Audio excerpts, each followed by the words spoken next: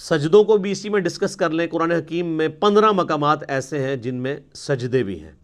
وہ آیات سجدہ ہیں. نبی علیہ السلام کی سنت ہے وہاں پہ سجدہ کرنا، واجب نہیں ہے، کیونکہ بخاری میں حدیث موجود ہے کہ نبی علیہ السلام نے کئی دفعہ وہ آیات تلاوت کی اور سجدہ نہیں کیا، اور حضرت عمر نے بھی نہیں کیا. صحیح بخاری میں حضرت عمر نہ کر کے بتاتے تھے کہ ہم اس لیے نہیں کر رہے تاکہ تمہیں پتہ چلے کہ یہ واجب نہیں ہے. جو ہماری بوڑھی عورتیں بیچارے سجدے سنبھال کے بیٹھی ہوتی ہیں، میں انے سجدے کڈنے نے، کیونکہ وہ واجب قرار دے دیا گیا اسے. اگر کوئی نہیں کرتا کوئی، اور اس کے لیے ماتھا ٹیکنا بھی ضروری نہیں ہے. بخاری میں حدیث ہے صحابہ کرام جب سفر میں قرآن پڑھ رہے ہوتے تھے، اونٹ پہ بیٹھے ہوتے تھے، جیسے ہی آیت سجدہ آتی تھی یوں کر دیتے تھے، ٹو باؤ ڈاؤن، بس ایسے جھکا لیا. یہاں پہ بھی جب آیت سجدہ آتی ہیں، 9 سال میں ہم نے قرآن مکمل کیا ہے تو کبھی نیچے اتر کے نہیں کیا. ہمیشہ میں یہیں پہ یوں کرتا ہوں، باقی لوگ بھی بیٹھے بیٹھے کر لیتے ہیں.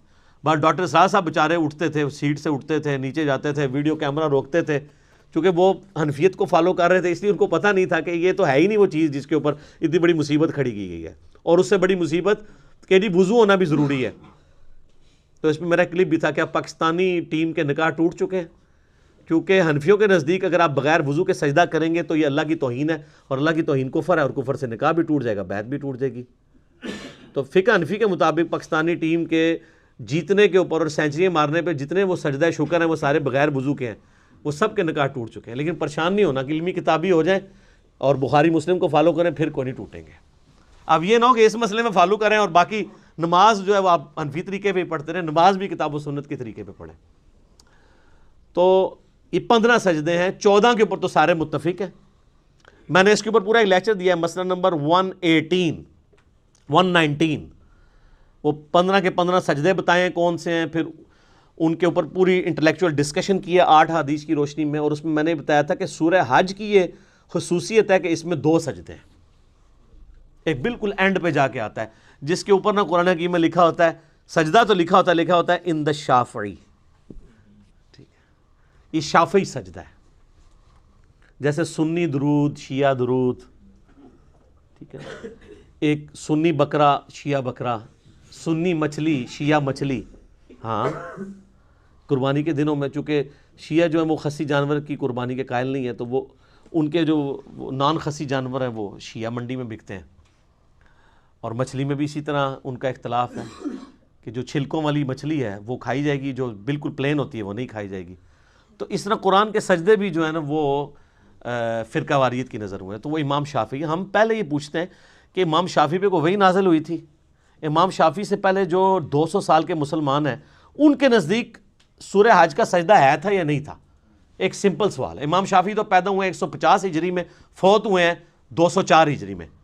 امام شافعی کی پیدائش سے پہلے 150 سال کے جو مسلمان ہیں وہ کیا سجدہ کرتے تھے؟ وہ آپ حدیثیں اٹھا کے دیکھ لیں، جامع ترمذی میں، ابو داؤد میں، مسند احمد میں، کہ سورہ حج کی فوقیت ہے 2 سجدوں کی وجہ سے. تو احادیث میں تو 15 ہی سجدے تھے. اور امام شافعی کا موقف یہ ٹھیک ہے، یہ امام شافعی کا سجدہ نہیں ہے، یہ احادیث کا سجدہ. اور حدیثیں تو امام شافعی کے ابا اور دادا اور پردادا کی بھی پیدائش سے پہلے کی ہیں. تو سورہ حج میں 2 سجدے، وہ بلکہ وہ بیان القرآن میں جب ڈاکٹر اسرار صاحب یہاں ان آیات پہ پہنچے نا تو نیچے سے کسی نے واد ہی سجدہ ہے، انہوں نے کہا نہیں امام شافعی اللہ سجدہ ہے. ٹھیک ہے، لیکن وقت کے ساتھ انہوں نے لرن کیا ہے، مطلب وہ سیکھ گئے تھے کئی چیزیں.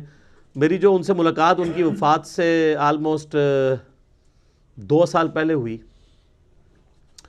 14 اپریل 2010 کو وہ فوت ہوئے نا، تو میری 2008 کے اندر ملاقات ہوئی. میں ان کے جنازے میں بھی شریک رہا.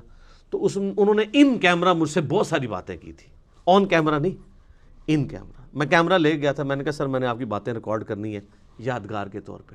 تو انہوں نے کہا پھر میں تو کھل کے بات نہیں کروں گا، اب آپ نے کھل کے بات سننی ہے یا ریکارڈنگ کرنی ہے؟ میں کہا جی ستیہ ناز ریکارڈنگ دا، میں نے ڈائریکٹ کرو.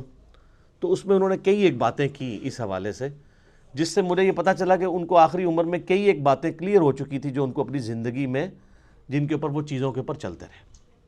جس میں انہوں نے ٹاپ آف دا لسٹ یہ بات کی تھی کہ نماز کا طریقہ وہی ہے جس طریقے سے اہل حدیث نماز پڑھتے ہیں. یہ حنفیوں کا طریقہ ٹھیک نہیں ہے. لیکن خود وہ رفع الیدین سے نماز پڑھتے بھی تھے، نہیں بھی پڑھتے تھے، لیکن موقف ان کا یہ تھا.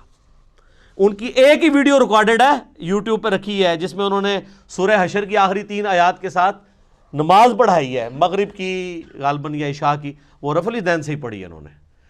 میرے ساتھ کھڑے ہو کے انہوں نے 3 نمازیں پڑھی ہیں.